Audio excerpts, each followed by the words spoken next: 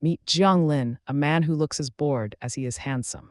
But a sudden notification on his phone piques his interest. The mysterious music producer he follows is at this very club.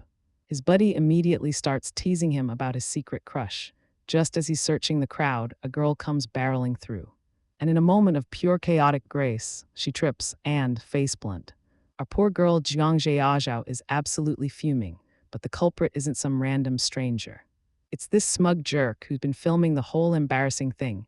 Our girl's blood runs cold when she sees him. It's Jiang Lin. Of all the clubs in all the world, her brother had to walk into this one. He just smiles that infuriating smile, admitting he caught her beautiful fall on camera. She demands he delete it, but he gives her a stone-cold no. This absolute menace then threatens to send it to the family group chat. Her tough act crumbles in a split second. He calls her a tattling kid, clearly enjoying her panic. And the answer is still a hard no. He even claims it's his sacred duty as a brother to discipline her. The nerve of this guy. She makes a desperate bargain. She'll do anything if he just doesn't tell their mom. And look at that smirk. He's got her right where he wants her. His demand to chug this entire bottle of hard liquor. Even his friend thinks he's gone too far, but Jiang Lin is unfazed. Her friend looks on, totally helpless. He tries to intervene, but it's too late. Because our girl just snatched the bottle and starts chugging. She slams the empty bottle down, as her inner monologue reveals this jerk is, in fact, her brother. Everyone is stunned, but our little nugget is already seeing stars. She stumbles, completely wasted. And just like that, her evil brother swoops in and catches her. He scoops her up princess style and carries her straight out of the club. He carries our girl bridal style, but this is no fairy tale moment. He gently lays her down on the bed, clearly done with her shenanigans. But our poor heroine is completely out of it, mumbling about how hot she is. She's so wasted she thinks she can still drink another glass. He's having none of it. He coldly tells the drunkard to behave in his bedroom. She just rolls over, telling him to shut up so she can sleep. Annoyed, he grabs a clean shirt for her to change into. He tosses it on the bed, demanding she not get his sheets dirty. With that, he heads off to take a much-needed shower. A moment later, our girl stirs, feeling completely disoriented. She realizes she's in a massive shirt that isn't hers, but then a wave of nausea hits. She bolts for the bathroom, fumbling for the light switch in the dark. The light flicks on, revealing a glorious set of six-pack abs. A gentle chime wakes our girl from her slumber. She slowly sits up in bed. But wait, this isn't her room. Where on earth is she? The memories start flooding back, the man's voice, the shirt she's wearing. It wasn't a dream, she actually did it. A sudden clatter snaps her out of her panic. She freezes. What was that sound? Cautiously, she slips out of bed to investigate the noise, and finds a god-tier man in a belted suit jacket, making breakfast. He turns, calling her a little drunkard. The absolute nerve. Our girl is absolutely mortified. How could she have been so reckless? He calmly informs her that he washed her clothes and put them on the balcony. She sits down, trying to act normal. Thanks for last night, she mumbles. He slides a plate over, coolly saying he just didn't want a mess in his house. Then he warns her never to get that drunk again, or he won't bother with her next time. He claims she was the one who messed with him first. She silently stabs her egg, imagining his face. She angrily shoves the food in her mouth, fuming. And he just watches her with a smug little smirk. He's enjoying this way too much. He tells her to shower since their parents are expecting them for a welcome dinner. She heads into the most ridiculously high-tech bathroom she's ever seen. Overwhelmed by the options, she decides to just press a random button. What could go wrong? A jet of ice-cold water blasts her right in the face. Suddenly, an arm wraps around her waist, pulling her back into a hard chest. He scolds her for being frantic, but she fires back about his stupid bathroom. Just then, his phone rings. It's their mom. He tells her flat out that our girl spent the night with him. The betrayal. He ends the call with a victorious smirk. Oh, this man is pure, unfiltered chaos. Our girl immediately switches into well-behaved daughter mode. A huge feast is laid out just for her. Mom knows her favorite is the sweet and sour ribs. But just as she reaches for a piece, someone beats her to it. It's her chaotic stepbrother, Jiang Lin, who starts teasing her about her hard time yesterday. She plays along, putting some food on his plate. Then she leans in close and whispers for him to eat and shut up. But he just smirks, enjoying her rage way too much. Their mom completely misreads the room, thinking they get along so well. He leans in, whispering that of course, he has to spoil his little sister. Our girl is about to explode, but Dad suddenly interrupts with an announcement. He declares that she and Jiang Lin will be working on a project together. And to make matters worse, they have to live in the same apartment. She absolutely loses it, but Jiang Lin calmly says he has no objections. He's already got the keys, leaving her completely trapped in his scheme. Outside, Mom tries to reassure her, but Jiang Lin cuts in with a smirk. He tells her to pack extra clothes so she won't have to borrow his again. Then he coolly tells her to get in the car, leaving her completely speechless. A brand new day dawns over the bustling city. Our girl wakes up feeling fantastic after sleeping like a log. But her sleepy haze is broken by a familiar scent. It's Jiang Lin looking like a full-course meal this early in the morning. He immediately calls her a lazy bum and she fires right back. He then savagely roasts her for having a dull mind. He puts his cup down, ready to lay down some ground rules for their new living situation. Our girl is not impressed by his little power trip. He pulls the "I'm the older brother" card with a smug smirk. She immediately reminds him he's not her real brother. He just laughs at her fiery attitude. Then he pats her head and she's so not a fan. But he suddenly softens, telling her to eat on time. Our poor heroine is totally flustered by this rare moment of kindness. She shoves him away, but he suddenly winces in pain. He clutches his shoulder and her anger instantly melts into worry. She reaches for him, asking if she should call a doctor. He just looks down at her and asks cryptically, "You don't remember." Before she can process that, he tells her to get dressed for work. He leaves our girl completely confused by his chaotic mood swings. A sweet text from her mom gives her a little boost of confidence. She texts back, casually mentioning Jiang Lin's injured shoulder. But her mom's reply sends a shiver down her spine. "You don't remember." Suddenly, a dark and terrifying memory flashes through her mind. Her mom quickly texts again, saying it might be better that she's forgotten. But now she's left wondering, what is this huge secret everyone is hiding from her? Shaking it off, she arrives at the massive Jiang Court building for her first date. That jerk Jiang Lin already ditched her at the curb, but she bravely walks in and introduces herself. She puts on her best happy face, ready to start her new job. The office is a whirlwind of activity, and a woman introduces herself as Sang Yihan, the marketing manager. It looks like she's about to be thrown right into her first big project. A senior employee apologizes for the chaos, welcoming our girl to her first day. She glances at the transfer papers, and our heroine looks on, a bit confused. A private office for a brand new assistant, that's suspicious. Our girl asks if there's an issue, totally clueless about the special treatment. The woman quickly hides the document, plastering on a fake smile. She plays it cool, saying everything is fine and offers to lead the way. They walk down the hall to her new workspace. She opens the door and bam, the office is absolutely massive. Our girl is completely stunned by the luxurious room. She nervously asks if this entire extravagant office is just for her. The senior confirms it, and our heroine gives a super awkward thank you. She's already panicking. Everyone is going to think she's a Nepo baby. She desperately hopes no one finds out her real identity. This is a disaster. Her new mentor hands her a file, snapping her out of her spiral. Her very first task is from the CEO himself, handle the visiting investors. And it's not just anyone, it's the high-profile Dyson Group. The pressure is on. Her mentor gives her an encouraging wink, telling her the whole team is counting on this. She explains the materials quickly, then has to rush off to another meeting. Our girl thanks her, feeling a little more confident about her new role. She thinks she's met a great mentor and is ready to give it her all. But as the senior walks away, her friendly expression completely vanishes. She glances back over her shoulder with an icy glare. Something tells me this woman is not on our girl's side. Hours pass and the meeting drags on endlessly. Our poor heroine is absolutely starving, wishing she'd eaten first. It's almost dark and they're still not done. Suddenly, the doors finally swing open. They're out. She jumps to her feet, ready to do her job. Her mentor announces that a new colleague will escort President Jiang to his hotel. And that new colleague is our girl, who is now face-to-face with the handsome attorney Yan.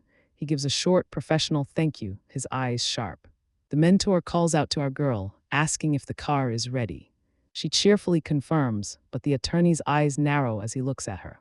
He's clearly sizing her up, thinking she's just some clueless newbie. They all head down to the car and drive to the investor's hotel. Arriving at their destination, our girl puts on her most professional smile. She tells President Jiang that the hotel has great reviews and he should rest well. The attorney scoffs internally. What a rookie, she didn't even catch the president's hint. But then he takes a proper look at the hotel, and his jaw hits the floor. Romantic music fills the air as they see the very unique room decor. A hotel manager approaches, asking what she needs. She nervously asks if this is the Jiang Group suite. The manager confirms it's the special VIP room they booked. The manager gets a bit too friendly, offering to explain the room's special services. Suddenly, a stern voice cuts through the tension. Enough. It's President Zhang, and he is furious. He accuses her of trying to use dirty tactics to win the deal. She bows deeply, begging him not to abandon the partnership over her mistake. But the handsome, silver-haired lawyer sees right through it. He knows she was set up and decides to bail her out. He steps in, claiming partial responsibility as the chief legal officer. He smoothly offers to arrange a new room at a 5-star hotel. President Zhang just sighs and agrees to go. With the crisis averted, our poor girl finally gets a moment to breathe. She's so thankful to Lawyer Yan for saving the deal, still shaken from the whole ordeal. A voice asks if she's okay. She looks up to see her silver-haired savior, Lawyer Yan. He tells her he came to see her out, giving some advice about the workplace being a battlefield. He then offers her a black card with his personal number. Call anytime, he says.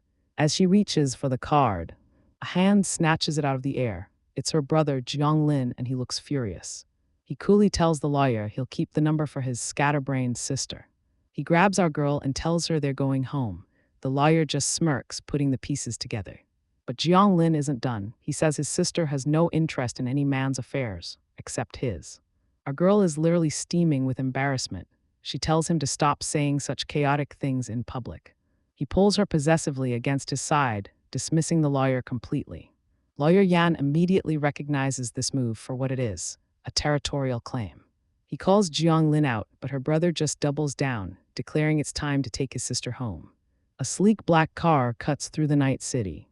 Inside, the silence is so thick you could cut it with a knife.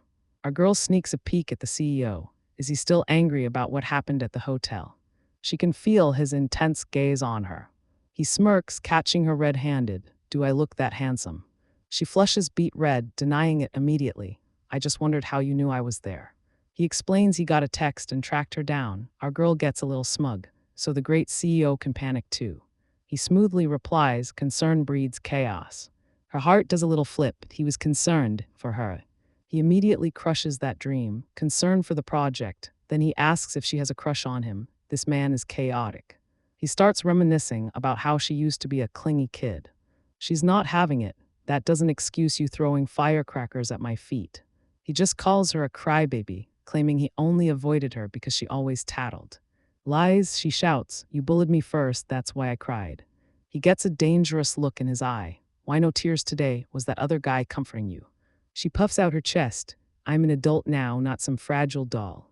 He changes the subject. Why'd you pick a love hotel? She insists she didn't know. It was compiled by Sister Yihan. He finds that suspicious. Yihan is usually so meticulous. But business is business. He's docking her bonus for the mistake. Our girl is fuming. What an evil capitalist. How is this her fault? The car pulls up to a luxurious-looking apartment complex. Stop whining, get out, he says coldly. Her poor bonus is gone. She slowly unbuckles her seatbelt, still reeling from the injustice. But he's already unbuckling his own. He leans over, impatient. Why so slow? Do you want to attend tomorrow's meeting or not? She scrambles out of the car, yelling for him to wait. A boring business meeting is finally wrapping up. Everyone is just about ready to call it a day. The handsome lawyer Yan presents the final documents, and the meeting is officially adjourned. As everyone leaves, the office ladies start gossiping. They're all swooning over Lawyer Yan, but they agree their own boss is hotter. Our girl can't help but agree. Ice Face is the perfect nickname for him. But just as she's about to leave, Lawyer Yan calls out to her. He pulls out a small blue box and reveals a stunning butterfly necklace. Our girl is floored, trying to refuse such an expensive gift. But he's so smooth, insisting she take it and even patting her head. Later that night, she's back in her room. She can't get the necklace or the lawyer off her mind. She opens the box again, admiring the gorgeous jewelry. Why on earth would he suddenly give her something like this? She flashes back to his gentle touch, her cheeks turning bright red. Does he actually like her? Our poor girl is in full panic mode, hiding her face in her pillow. She stares at the necklace, completely torn about what she should do. Her thoughts are interrupted when her brother slams the door open, looking ticked off. He asks how her gala dress prep is going, and she proudly says she's all set. He immediately roasts her, calling her professional suit a crumpled mess. And then he drops the bomb. He threw it in the trash bin. But before she can have a meltdown, he smirks, revealing he bought her a new outfit. She slips into the gorgeous gown he picked out. It's a perfect fit, except she can't get the zipper up. And of course, her smug brother is right there, offering his help. Her mind flashes back to the charming lawyer Yan. This is all getting way too complicated. He slowly zips up her dress, his fingers deliberately brushing against her bare back. Our girl shivers, completely startled by his intimate touch. She begs him to hurry up, but he just gives a wicked little smirk, clearly enjoying this. He then has the nerve to make a savage comment about her needing a looser dress. He pulls her close, admiring the view, but says her neck looks bare. He presents a stunning butterfly necklace, a custom piece he had made just for her. But she refuses, saying someone else already gave her one. His face instantly darkens. Yan Qingyu's gift, he scoffs, barely hiding his disgust. He declares the other man's necklace is completely unworthy of the dress. Our girl, feeling chaotic, asks if he's scared lawyer Yan's gift will upstage him. Oh, that did it. He grabs her chin, his gaze intense and possessive. He whispers for her to wear it, so he can show everyone how insignificant another man's gift is on her. Later, they arrive at the most extravagant banquet hall you've ever seen. President Jiang is waiting, looking bored, until his associate warns him that lawyer Yan is here. His eyes immediately find our heroine descending the stairs. And she's on the arm of the handsome, silver-haired lawyer Yan. The two men greet each other, the air crackling with unspoken rivalry. President Jiang offers a stiff compliment about a business deal, keeping things cold and professional. But lawyer Yan immediately turns the praise to our girl, making her blush. He looks at her with such adoration. Meanwhile, President Jiang looks like he's about to absolutely lose it. He scoffs at how close they are, and our girl quickly makes an excuse to escape to the restroom. Lawyer Yan sweetly tells her not to be long, calling her the star of the banquet. The two men are left to stare each other down. As she walks away, President Jiang notices a strange red mark blooming on her neck. Our girl finally gets a moment alone in the lavish restroom. But suddenly, her neck starts to feel incredibly itchy where the necklace sits. If you're uncomfortable, why endure it? A voice asks from behind her. She looks up to see lawyer Yan, who has followed her, a gentle look on his face. Her brother is behind her, sipping wine, and he's got some news. He reveals the necklace from her crush is copper-plated, a cheap gift for someone with a severe allergy. He accuses her of being willing to harm herself just for Yan Qingyu. Our girl is completely stunned. She had no idea. So he does the most chaotic thing possible and drops the necklace right into his wine. Savage. She freaks out, but he pulls out a replacement. He just says, "Oops, my hand slipped." The absolute nerve of this man. She's not buying his lies for a second. That was totally on purpose. He denies it, claiming this new diamond necklace just suits her better. Then he puts it on her without asking. He smirks, practically daring her to disagree. Doesn't this look better than that cheap knockoff? Suddenly, her mind flashes back to a different memory, the paper stars. A dark and stormy night, a jar of stars spills across the floor. It's her as a child, terrified and alone, crying for her brother. She clutches a note he left behind, a promise he never kept. He snaps her back to the present, annoyed that she's spacing out on him. She's still reeling from the memory when her other suitor, Yan, arrives. He was looking for her, but he's walked right into a tense standoff. Yan notices the necklace swap. Her brother puts a possessive arm around her and takes full credit. He hopes lawyer Yan doesn't mind. Oh, the passive aggression is delicious. Yan is furious, calling him rude for changing her accessories without her consent. He apologizes to our girl, promising to buy her a new one, a true gentleman. He vows to learn everything about her, unlike some people. Her brother gives a sarcastic, slow clap. Then he declares that he is the one who decides everything for her. Yan fires back, calling him just a nominal brother who is seriously overstepping. But her brother just smirks. Nominal or not, he still outranks an outsider. Our poor girl just wants the floor to swallow her whole. A driver holds the door open for our girl as she prepares to leave. But as she steps in, her eyes go wide with shock. Because Jiang Lin is already sitting inside, looking way too comfortable. He gives her a cold stare and commands her to get in. She quickly slides into the seat and the door slams shut. The tension in the car is so thick you could cut it with a knife. Suddenly, the car doors lock with a loud, ominous click. Our girl immediately panics. Why did he do that? He leans in, invading her personal space, and her face flushes bright red. He gets so close she can practically feel his breath on her neck. Her heart is about to explode. What is he planning to do? And then he says it, "You're sitting on the seatbelt buckle." Oh, the sheer, soul-crushing embarrassment. He has the nerve to smirk, asking why she's so red. This man is a menace. He reaches across her to get the belt, his proximity making her thoughts scramble. He leans in close and whispers the most chaotic thing possible. "Did you think I was going to kiss you?" Completely flustered, she smacks him, telling him to cut it out. But he effortlessly catches her hand, stopping her mid-swing. He plays the victim, complaining that she hurt him and demanding she make it up to him. She calls him a sore loser, totally forgetting they have an audience. The poor driver awkwardly asks if they should depart. Talk about third-wheeling. Jiang Lin just gives a one-word command, drive. He then warns the driver to mind his own business. The absolute savagery. The driver wisely raises the privacy divider immediately. She tries to push him away, but he won't budge, insisting she hasn't made up for punching him. Just then, her phone dings, but he won't let her answer it, his eyes darkening. She argues with him in the car, but he's completely speechless. Annoyed, she checks her phone, rolling her eyes at another message. It's from Yan Qingyu, asking her out to buy a necklace. Our girl cringes at the awkwardness. She glares daggers at her brother, blaming him for this whole situation. And oh, he is fuming. The jealousy is practically radiating off him. In a flash, he snatches her phone right out of her hands. He quickly types out a savage "not going" and hits send. He hands it back with a smug look, saying Big Bro handled it for her. Our poor heroine is absolutely thunderstruck. She completely loses it, screaming about boundaries and his insane behavior. He yells that he's just protecting his sister, but she's not having it. He screams, "I'm your brother," and she retorts, "You're just my brother in name." The moment she says it, she freezes in horror. She stammers, trying to take it back, but he just stares at her, silent and intense. The tension is suffocating. The ride ends in absolute silence. The driver, bless his soul, announces they've arrived. This poor assistant is probably ready to quit on the spot. Her brother gets out of the car without a word and leaves her behind. She's left alone, drowning in regret and wishing she could just apologize.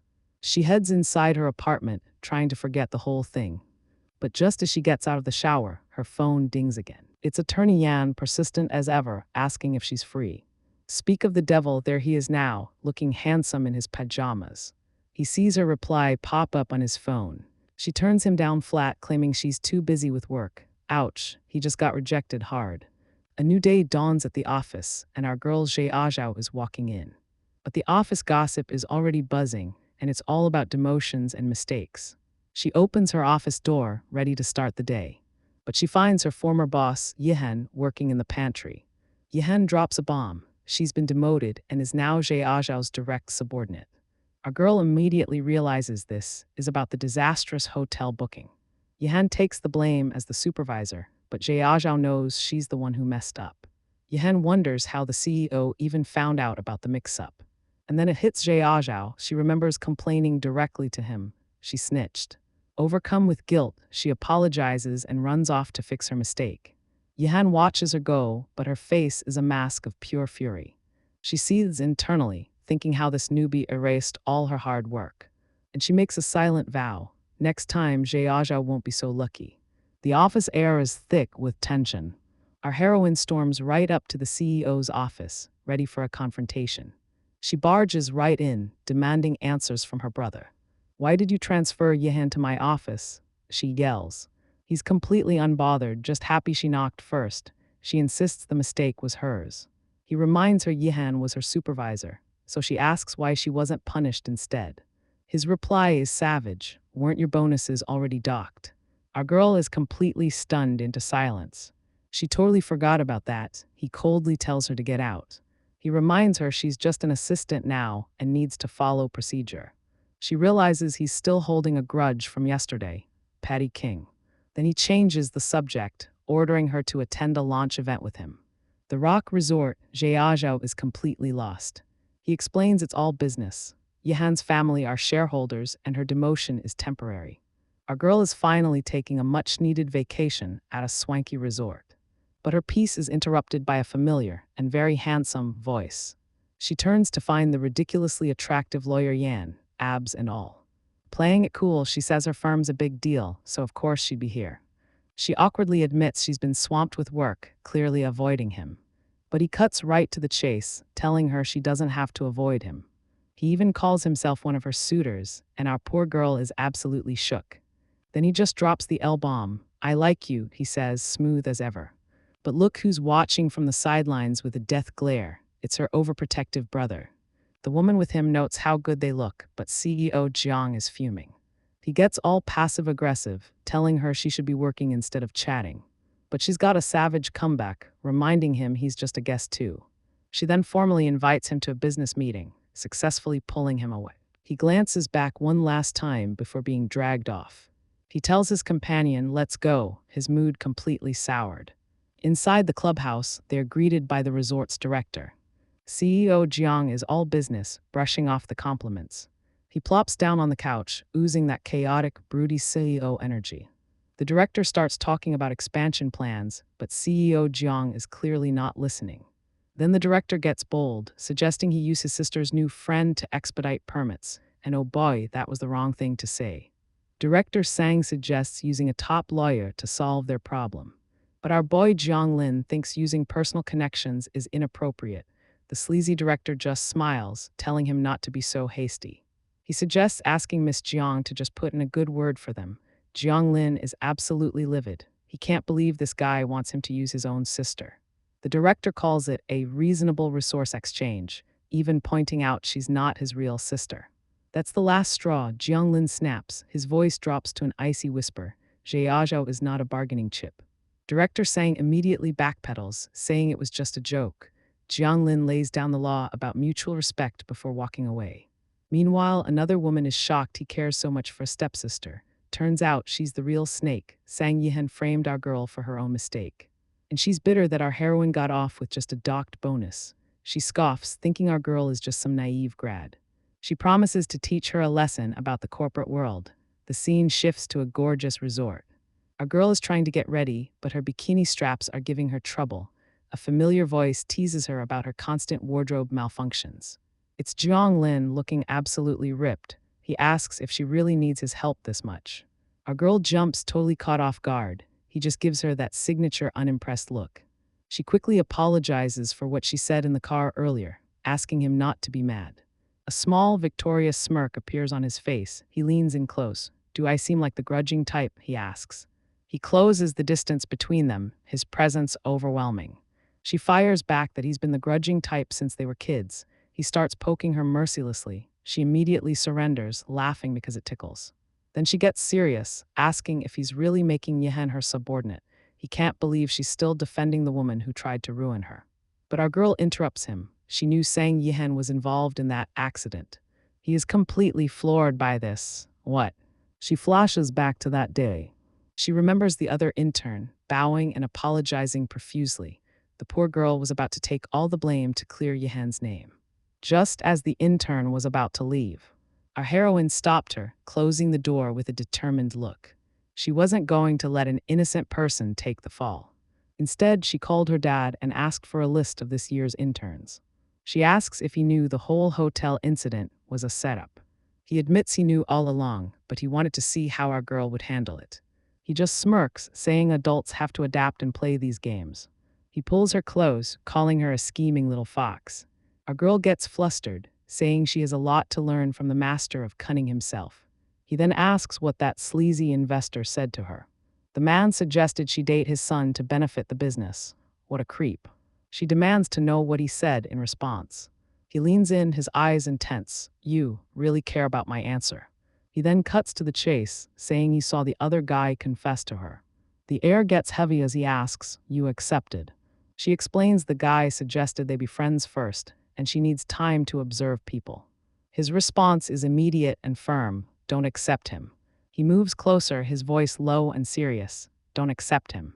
But just as he's about to confess, his phone buzzes, shattering the moment. He answers, clearly annoyed. It's about the ribbon-cutting ceremony. He hangs up, cursing the terrible timing under his breath. The romantic tension just pops like a balloon. Our girl asks what's wrong, but he just brushes it off. He tells her they need to get ready and quickly turns away. She's left completely stunned, wondering what he was about to say. Our girl gets ready to head out, dressed to impress.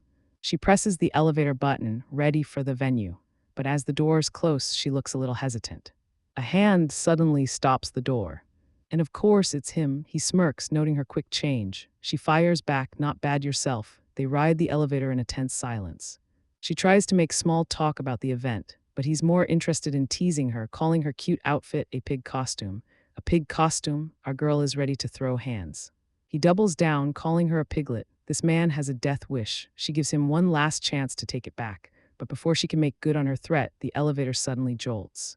The lights flicker and they are thrown off balance. He instinctively reaches for her as she stumbles. He pulls her into a protective embrace, yelling, "Don't move." He mashes every single button on the panel, but the elevator just sparks and dies. It's shaking violently as it falls. He tells her to hold on to him. Our poor heroine clings to him for dear life. He takes the brunt of the impact with a pained grunt. With a horrible screech, the elevator stops. She opens her eyes, trembling. They're alive. She looks up at him. That was way too close. But he's not responding. "Bro, are you?" He's just leaning on her, completely still. She starts to panic, shaking him. "Bro, are you okay?" He's sweating and looks seriously hurt. He slowly opens his eyes, his first concern being her. What a man.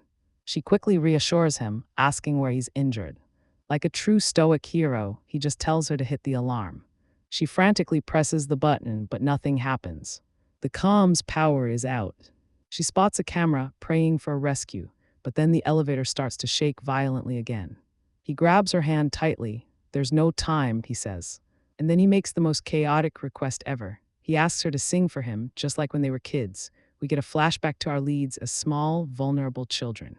Young Jiang tries to protect our girl from some absolute trash bullies, but the creeps just laugh at him, thinking he's just a little shrimp. This psycho tells him being a hero requires actual strength, so the boy fights back the only way he can, biting down hard. The bully screams in pain and surprise. He can't believe this kid just attacked him. He viciously stomps on the boy, locking them up and vowing to starve them. Later, locked in a terrifying dark room, our girl checks on him. She's terrified, but he tries to be the brave older brother. He weakly asks her to sing for him to make him feel better. As lightning cracks outside, she sings a nursery rhyme about hope. Back in the present, she whispers the same song in the dark elevator. He listens quietly, his heart aching, before taking her hand. The lyrics are about being strong together. He looks at her with an expression full of pain and longing. When she finishes, he calls her singing beautiful. He's surprised she remembers their childhood rhyme. Our girl says she only remembers that one specific part. She gently touches his face, repeating the words he once told her. "If the dark scares you, hold my hand." He's completely overwhelmed by her kindness. He presses her hand to his cheek, whispering her name. She's a little taken aback by his intense reaction. He thanks her with so much emotion in his eyes. But then she notices something odd. She asks why he never lets anyone touch his left shoulder. He admits he hates it, and then leans in dangerously close. "But you're different," he whispers, his eyes full of secrets. "Jiang Zhaozhao, I've actually always." But just as he's about to confess, the elevator dings. Voices call out from the other side, "The rescue team is here." Our girl is overjoyed, yelling that they're saved, but he looks absolutely furious. Damn, why now of all times? The elevator doors are pried open, and freedom is finally here. Later, the resort manager is facing his wrath. The man stands with his back to them, radiating pure fury. The staff apologizes, noticing how pale he is. But he coldly states that the resort isn't fine and shuts the whole place down. We open at a gorgeous seaside cafe where our girl is waiting. She's been sitting here all alone, looking absolutely stunning. But she is not happy. Jiang Lin stood her up and she's been waiting for 2 hours. A voice suddenly cuts through her thoughts, asking if she's alone. It's a handsome, silver-haired stranger, and boy is he smooth. He says the elevator incident must have scared her, offering a calming latte. Our girl is a little taken aback, but accepts. He then makes a terrible joke about the situation. She gives him a look that says, "Was that supposed to be funny?" He sheepishly admits his joke totally bombed. She tries to play it off, saying his sense of humor is great. He teases that her friend Zhao Zhao is better at comforting people. This gets our girl suspicious. How did he know about the elevator? He explains that he went looking for them when they took too long. She's shocked he was the one who found them, but she wonders why they didn't see him when they got out. And then he drops the bomb. He was in the monitoring room. Our girl freezes in horror. He saw him and heard everything. He smirks, taking a sip of his coffee. Then he starts quoting her embarrassing childhood stories back at her. She is absolutely mortified. She just wants to curl up and let the earth swallow her whole. He just watches her, a smug smile playing on his lips. Then he leans in and calls her very cute. Our girl is so flustered she can barely speak. He just smirks and repeats himself, savoring her reaction. Later, our male lead, President Jiang, is about to leave. But a woman in a red dress rushes to stop him. He stops, not looking too pleased to see her. He turns around with a cold expression. She begs him not to delay the opening of the new project. She argues that all the major figures are already in town. But he's ice cold, stating that customer safety is his bottom line. She gets desperate, reminding him of their family's long friendship. She even brings up how she was demoted because of our girl's mistake, but he's completely unmoved by her sob story. She finally pleads, saying this is her first big project and she can't disappoint her parents. He sighs, telling her to stop wasting time arguing and just get the inspection done. Savage, absolutely savage. Yihen greets our girl a little too sweetly in the morning. She immediately brings up business, saying the president is still offline for an important meeting. Yihen lays the concern on thick, mentioning he drank heavily last night. Our girl knows something is up. Then Yihen offers a spare keycard, telling her to check on him. Jiang Zhaozhao's internal alarm bells are screaming. What is this girl's angle? Suddenly, a traumatic memory flashes in her mind. She remembers him clinging to her, absolutely terrified. The thought that he could be hurt overrides her suspicion. Fine, she'll go check. She takes the keycard against her better judgment. Arriving at his suite, she knocks loudly. Brother, wake up, the meeting's starting. She calls out, no response. Using the keycard, she lets herself in. The meeting is about to start. But the room is completely empty. The bed is perfectly made. This is weird. Where would he go so early? As she turns, her foot kicks something small. She looks down to see what it is. And her blood runs cold. It's an earring, Sang Yihen's earring. Suddenly, the bathroom door opens. Her brother emerges, shirtless and glorious. He smirks, asking if she missed him so much she had to use a keycard. He asks her why she's staring, completely oblivious to her shock. Her eyes dart from his face down to the damning evidence on the floor. And it all clicks. Yihen fiddled with her hair to show an earring was missing. It was a setup. He's shirtless and trying to explain about the earring. But our girl is having none of it. She says she doesn't care about his personal life. She coldly tells him not to disturb her again. With a final savage word, she tells him to keep track of his own schedule. He calls out her name, looking genuinely hurt, but then a sly smirk crosses his face. He wonders if her sudden anger could possibly be jealousy. Trying to escape her thoughts, our girl dives into work by the sea. She forces herself to focus on business reports. Anything to get that man out of her head, but she can't stop thinking about him. She gets so mad at herself. Why does she care about his drama? She hangs up the phone, completely frustrated. Our heroine lets out a scream of pure annoyance. Suddenly, a smooth voice calls her name. She turns around, startled to see the silver-haired gentleman. She tries to play it cool, but she's totally embarrassed he saw her freak out. He invites her to the pool to relax, just the two of them. Our girl is shocked by his bold invitation. She spots the earring on the ground, a bitter reminder. He gives her a knowing look and says, let's go. She decides then and there to leave Jiang Lin in the past. Later, she sits by the pool as her new companion takes a swim. He emerges from the water like a sea god and asks her if something is on her mind. She lets out a weary sigh.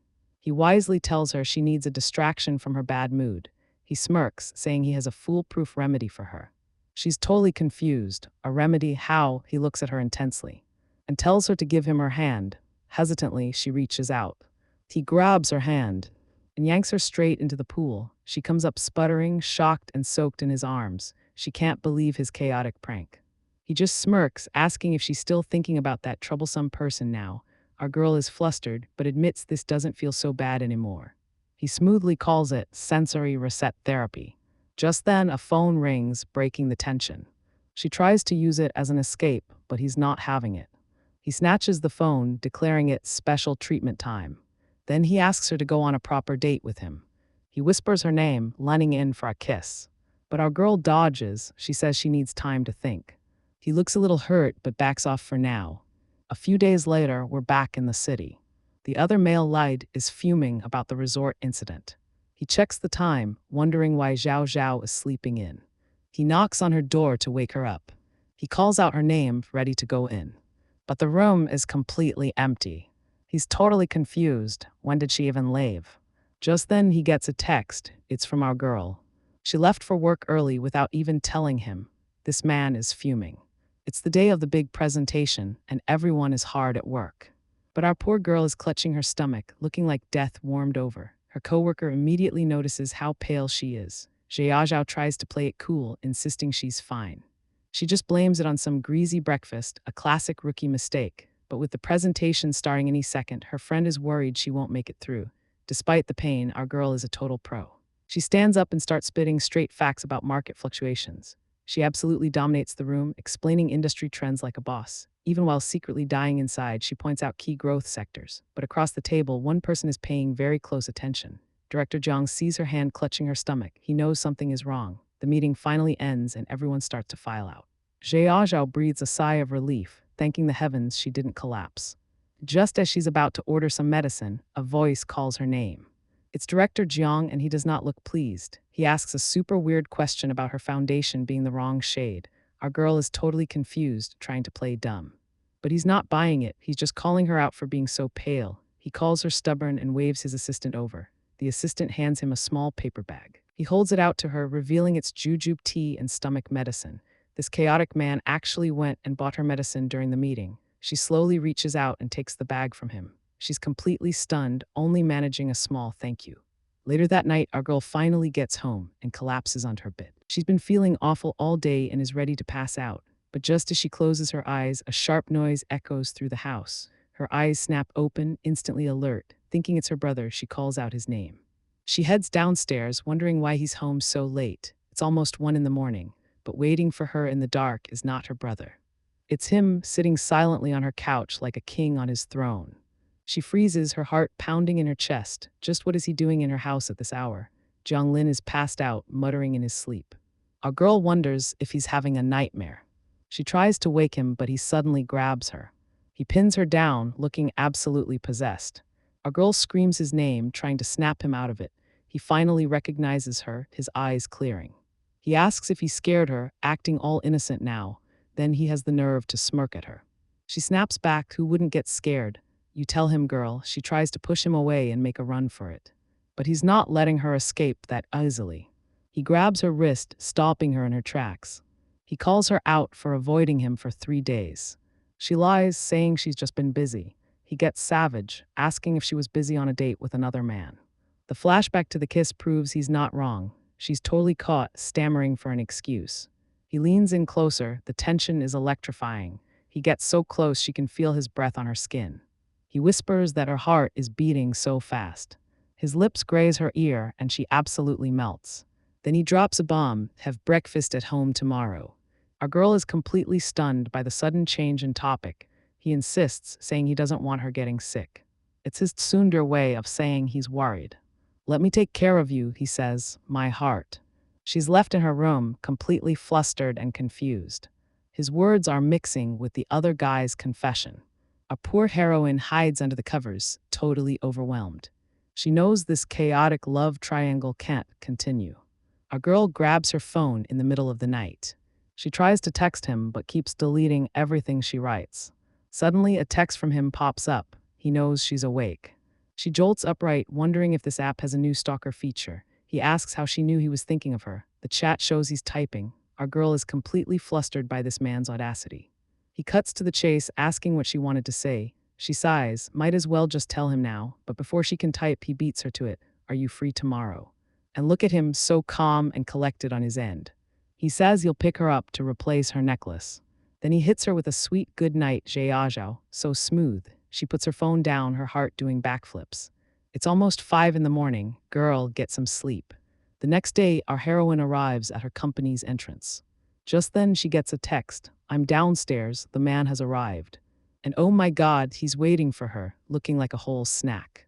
He sees her and his gaze is absolutely magnetic. He's already finished his cigarette. He's been waiting a while. He opens the car door for her like a perfect gentleman. He teases her, asking if she's afraid he'll sell her off. Meanwhile, the entire office is watching this drama unfold. The gossip mill is turning. He's picking up the CEO's sister. Our girl is so embarrassed. He parked right at the front door. They finally get in the car and drive away. She immediately tells him to use the parking lot next time, but he just smirks, asking if she's scared of gossip or her brother. That question hits a little too close to home. She clenches her fists, completely rattled. He leans in and tells her to promise him one thing. When you're with me, he says, his eyes locked on hers. Don't think about anyone else. The possessive king has spoken. Looks like it's time for a classic rich people shopping spree montage. Lawyer Yan and our girl are hitting the high-end stores, browsing the latest fashion. But hold on, our girl is filling her basket with men's clothes. She turns with a smile, saying she picked them all out for him. He's completely caught off guard. For him, she says he's always in a stuffy suit, so she wanted to get him something comfortable. He tells her not to worry about the cost. If she's being so generous, he won't hold back either. He immediately asks the staff to bag their old clothes. They're changing right now. Our girl is flustered. Aren't you even going to try them on? But he just drops the smoothest line ever. If you chose them, I like them all. And just like that, the card is swiped. This is one expensive date. He steps out of the changing room looking like a whole snack. The sales lady is swooning. Our girl smugly agrees her eye for fashion is killer. He admits the clothes are much better. He thanks her for the gift, and then he leans in, getting dangerously close. He whispers that he'll be her exclusive escort for the day. Our girl is not having it. As they walk, he notices a lot of people are staring at them. He points out that this must happen to her all the time. She asks why, and he says it's because he's handsome.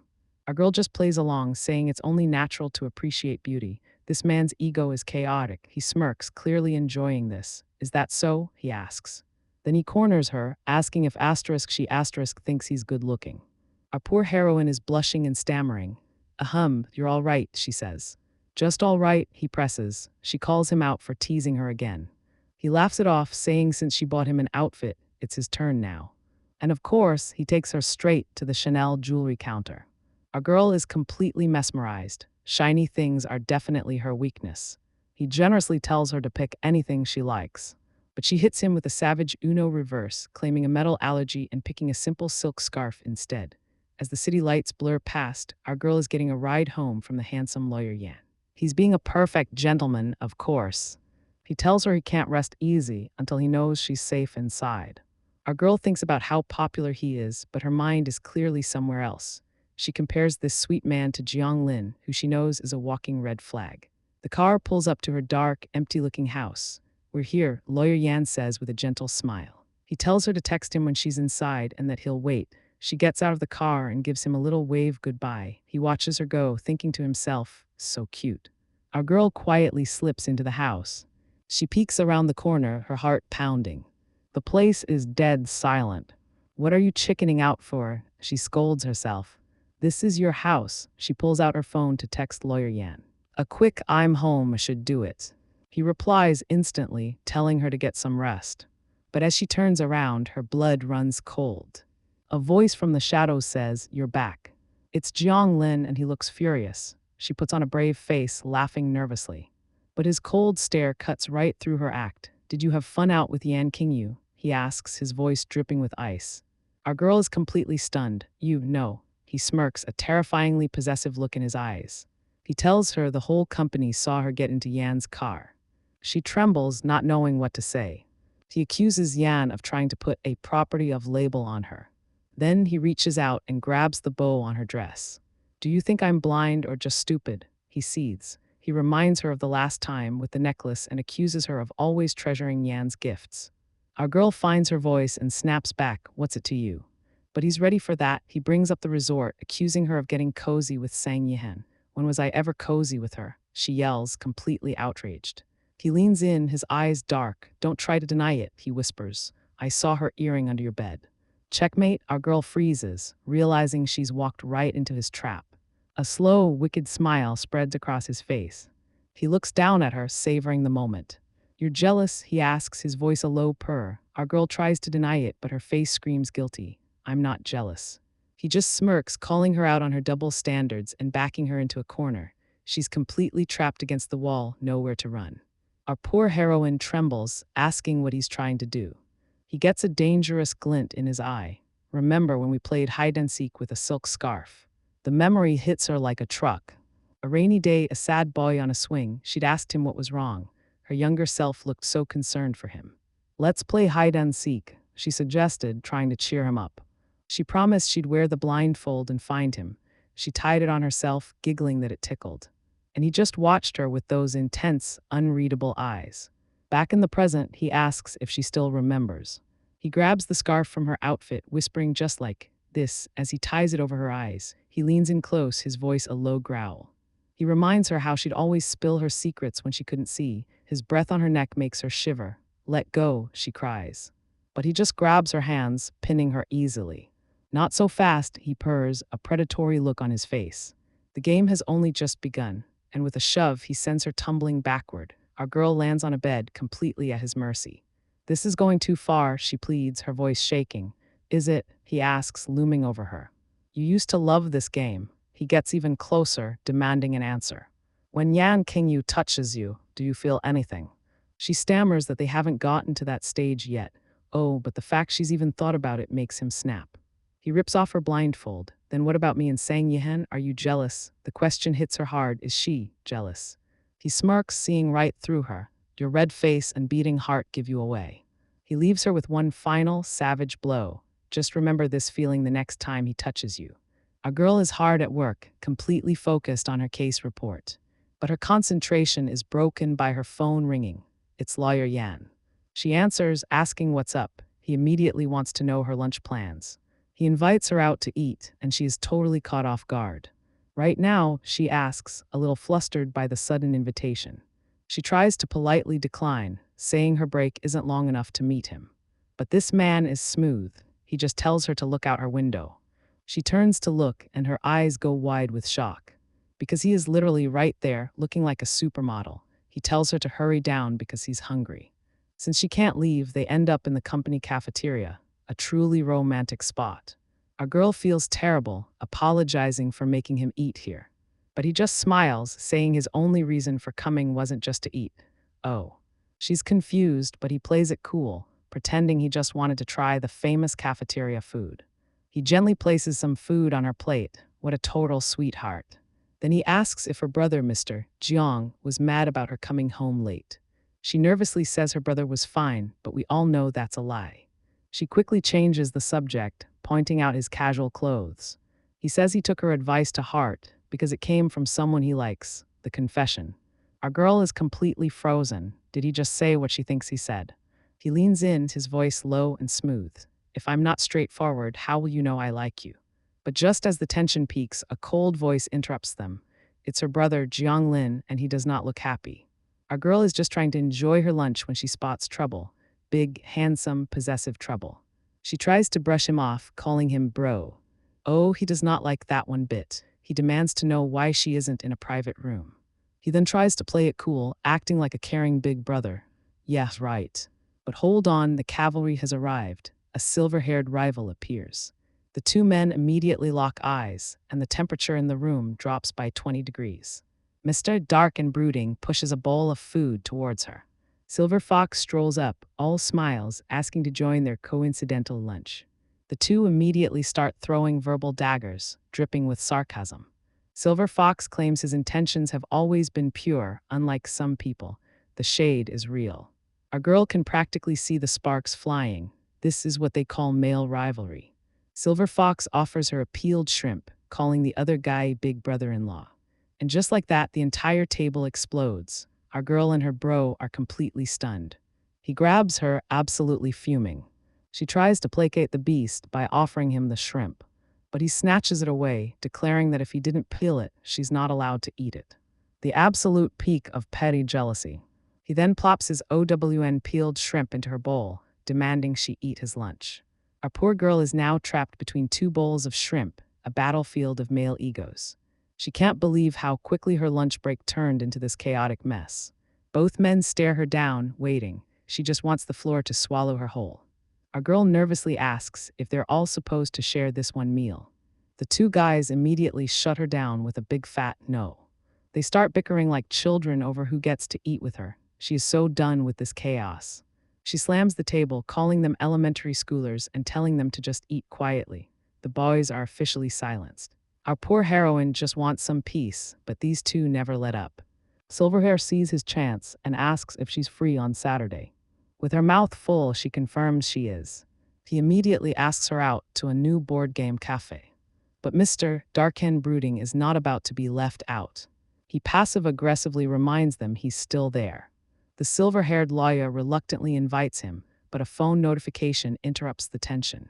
President Jiang picks up his phone, his whole mood shifting. The lawyer asks what's wrong.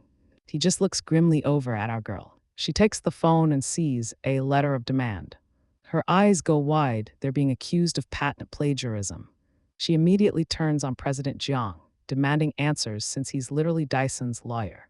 He asks to see the letter. After reading it, President Jiang demands an explanation from lawyer Yang. The lawyer admits the letter is from his firm, but he swears he's only just now finding out about it. Our girl is not buying it, pointing out his official seal is on the document. He explains that for simple cases, assistants can send letters in his name. President Jiang lays it all out. Their tech is completely different, so the accusation is baseless. This is just a power play by Dyson to fight them for the patent ownership. Our girl finally gets it. Dyson isn't trying to win a lawsuit. They're trying to bury them in paperwork so they miss a critical bid. Our girl is breaking down the enemy's strategy. She realizes Dyson is just trying to bog them down so they miss a huge opportunity. President Jiang is impressed, telling her she sounds like a future CEO. She cheekily replies that he complimented her first, but he just wanted to find her slacking off. The silver-haired lawyer Yan offers to help them out, even though he's Dyson's counsel. Jiang immediately gets territorial, accusing Yan of trying to be a mole for the enemy.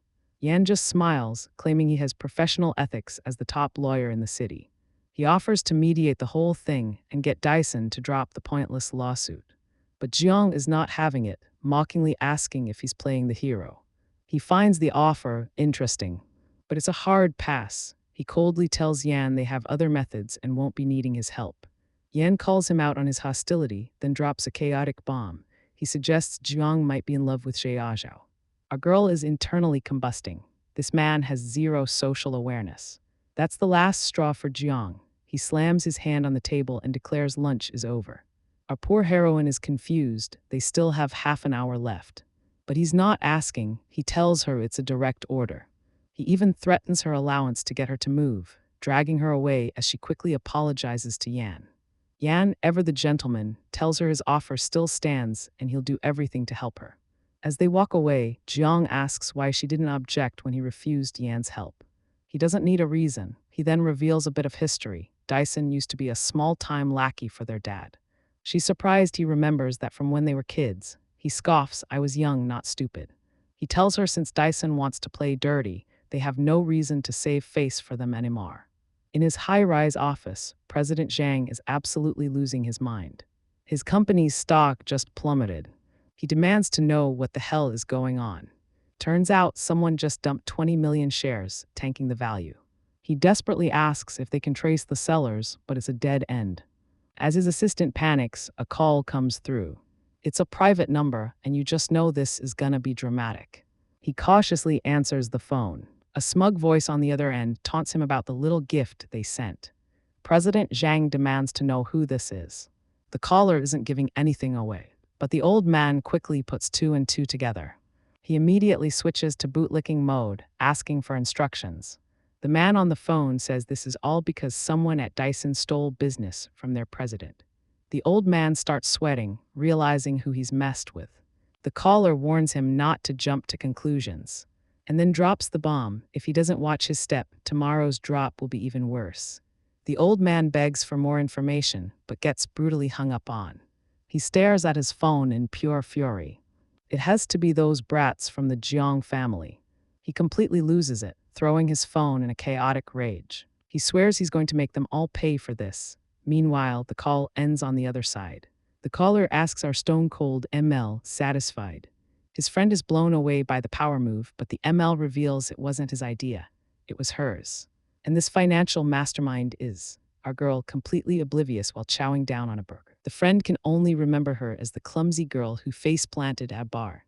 Our heroine is so embarrassed. But the ML just smirks, clearly doting on her. She fires back, calling him a big ice block face. She teases him that it's his nickname at the company, but he just leans in closer, asking if she thinks so too. Oh, you can cut the tension with a knife. Their friend can smell the gossip from a mile away. Their friend immediately tries to play matchmaker, asking if there's something between them. Our girl is completely flustered by the question. She insists they're just brother and sister, so there's no situation. But this guy is a professional pot stirrer, pointing out they're not related by blood. He even says it's super common for step-siblings to get together. The audacity, our girl is speechless, trying to process this chaotic logic. She internally admits her brother has a good body, but asks if that's a good reason to set them up. He then asks if she's not into Lin, and with a savage comeback, she tells him if he likes Lin so much, he should just marry him instead. Our girl even offers her full support for their new BL comic life. Absolute queen. Meanwhile, Lin has been staring daggers this whole time. He says absolutely nothing, just letting the tension build. Our girl notices the time and decides it's the perfect moment to escape this awkward mess. She tries to make a quick exit, but Lin is not having it. He immediately offers to arrange a car for her so she doesn't have to take the subway. She tries to turn him down, reminding him she's his subordinate now, but he just stands up and declares, "Then I'll take you home." She says he should stay and catch up with his friend. He insists it's too late and not safe for her to be alone. Their poor friend is now feeling like a forgotten third wheel. He dramatically complains that they're just gonna leave him there. Our girl has the gall to say, "Sorry, forgot about you." Ouch. The friend is absolutely crushed by this blatant disregard. Lin just promises to buy him a drink next time. Cold, but the friend consoles himself, sighing that he's doing it for his bro's happiness. What a martyr, he truly thinks he's the hero of the story. Later that night, they arrive back at the apartment. The mood is tense as they walk inside. She quickly tries to end the night. She tells him she's heading to her room and to get some sleep. He agrees, telling her to get some rest. They exchange a seemingly innocent good night. But the look on his face is anything but innocent. He's brooding. As she walks away, his expression completely shifts. He's clearly troubled by what happened earlier. Instead of going to his room, he walks in another direction. He heads straight for the balcony doors. He steps out into the cold night air, overlooking the city. He lights a cigarette, the words from earlier echoing in his mind. If you like him so much, you should marry him. Her denial that there was anything between them plays over and over. He stands there, smoking and contemplating their relationship. Just as she's settling in, her phone starts ringing. It's a call from Mom, who immediately asks why she's still awake. Her mom casually asks how she's been treating her brother, and our girl gets instantly nervous.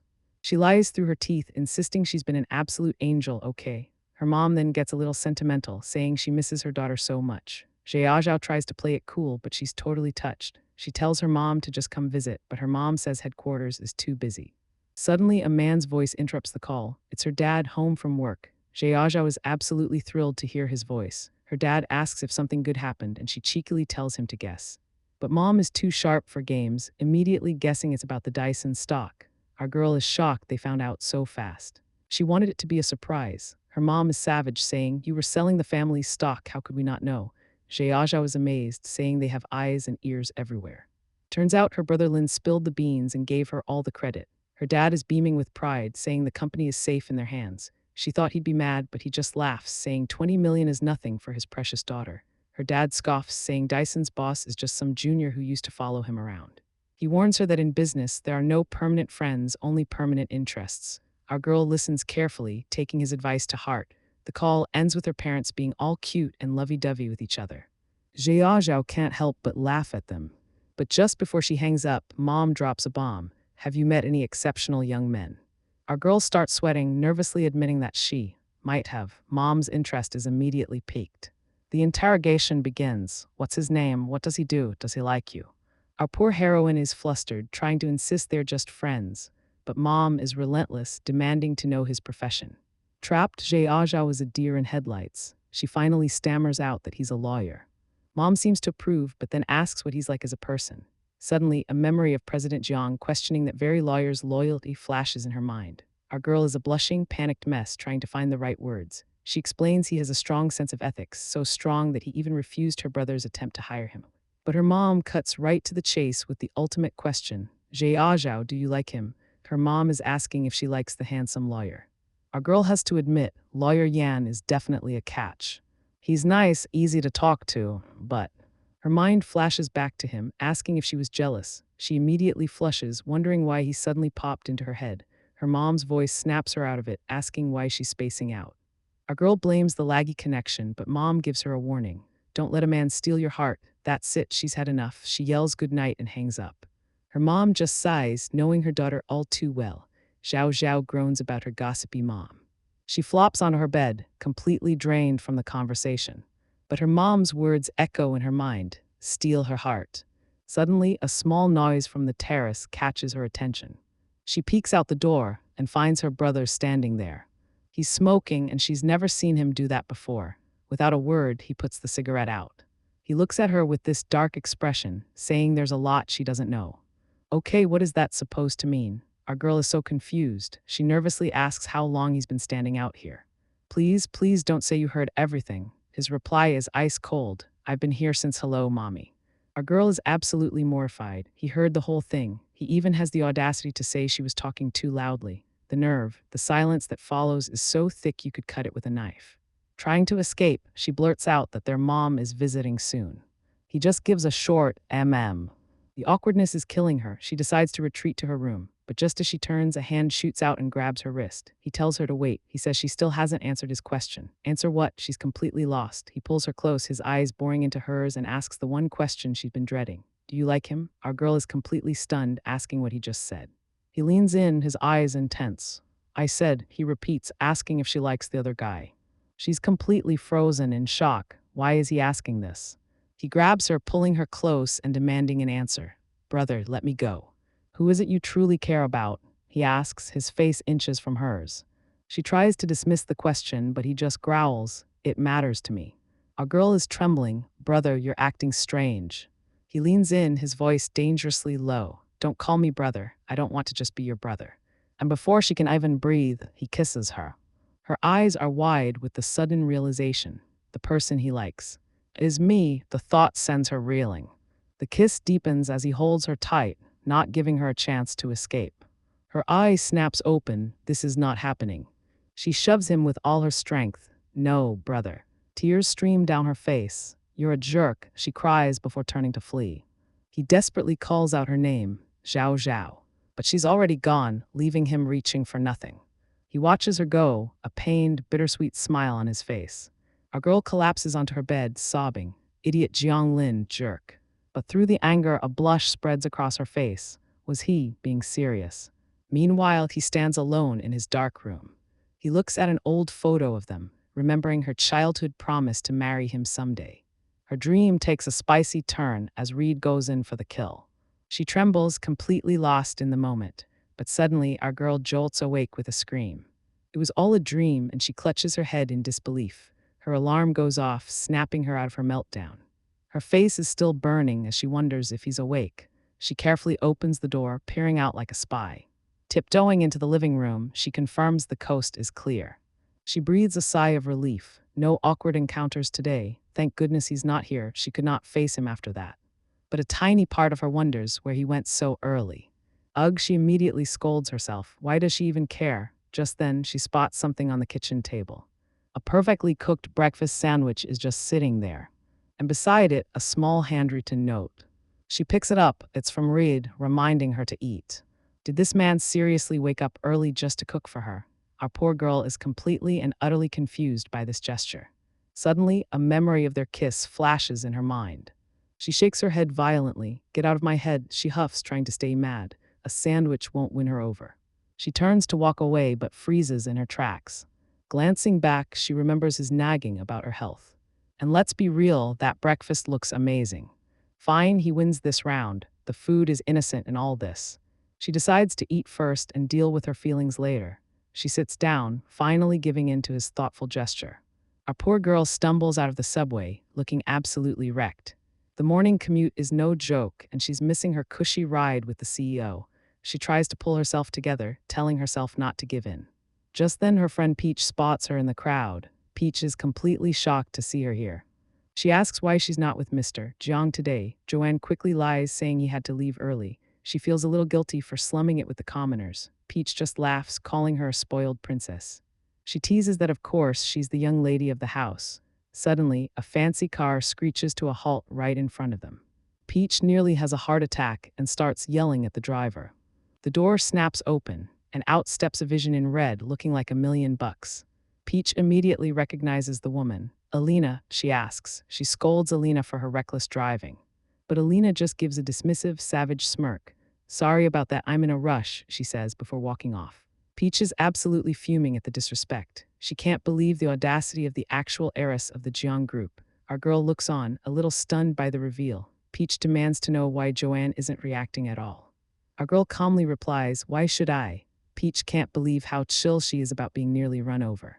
Joanne just tells her to calm down so they won't be late. She soothes her friend, but her eyes tell a different story. That look is pure, cold fury. She takes a moment to process everything. They finally arrive at the massive office building. Inside, the hallway is buzzing with activity and people moving boxes. Peach wonders what all the commotion is about so early. Joanne is just as confused. Their colleague Frank shows up to say hi. Joanne asks him what's going on with all the boxes. He drops a bombshell. They're moving Alina's things back. She's returning to the CEO's office. Joanne is completely stunned. She knew it would happen eventually, but not this soon. If Alina is reinstated, it means she's going back to Reed's office. Her mind immediately flashes to a very spicy, very recent memory with him. She tries to shut her brain down before she turns into tomato. And speak of the devil, Alina herself appears with a smug smile. Joanne realizes Alina was deliberately provoking her downstairs. She puts on her best poker face and says a cold, "Well, good for you." Alina then has the nerve to look teary-eyed, asking if Joanne is upset she's leaving. Oh, the drama, the performance is unreal. But our girl is not having it. "I'm swamped with work," she says icily. "I don't have time to care about other people's drama." With that savage comeback, she walks right past Alina without a second glance. Alina is left standing there, completely stunned by this new, confident Joanne. She wonders if our girl has changed, or if she's just imagining things. Our girl tries to get back to work, but the office feels strangely empty. With Alina gone, the whole atmosphere has shifted.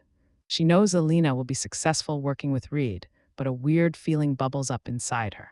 Just then, a new email notification flashes on her screen. It's an official letter of apology from West Technology, and she realizes Keen wrote it. She immediately grabs her phone. She has to call him right now. He answers, surprised to hear from her. He asks why she's calling, and she tells him she just saw his email. He immediately asks if she's okay and if this made things difficult. He teases her, asking if she was worried about him. Our poor girl starts blushing like crazy. He lets out a low chuckle, telling her he was just teasing. He explains he had the apology drafted a while ago. Then this man has the audacity to say he doesn't mind the trouble if it makes her worry. He smoothly asks her to dinner tonight, but she has to turn him down, explaining she'll be swamped with work now. His response, "I can wait." My heart just stopped. Before she can even process that, he hangs up. The line goes dead, leaving her completely stunned. Wow, that was fast. The man doesn't waste any time. Suddenly, there's a knock at her door. Her coworker comes in, looking completely stressed out. Apparently, Alina is on a power trip and rejected all 4 of their proposals. She begs Joanne to take the plans directly to the big boss, Mr. Jiang. Our girl sighs. Looks like she's cleaning up another mess. She stands up, promising to talk to Mr. Jiang and even pay for overtime. What a queen. She steals her nerves as she walks to his office. Can't avoid him forever, right? Taking a deep breath, she knocks on the door. She calls out his name before entering. But as she pushes the door open, her eyes go wide with shock. Because Alina is already in there, handing Mr. Jiang a cup of coffee.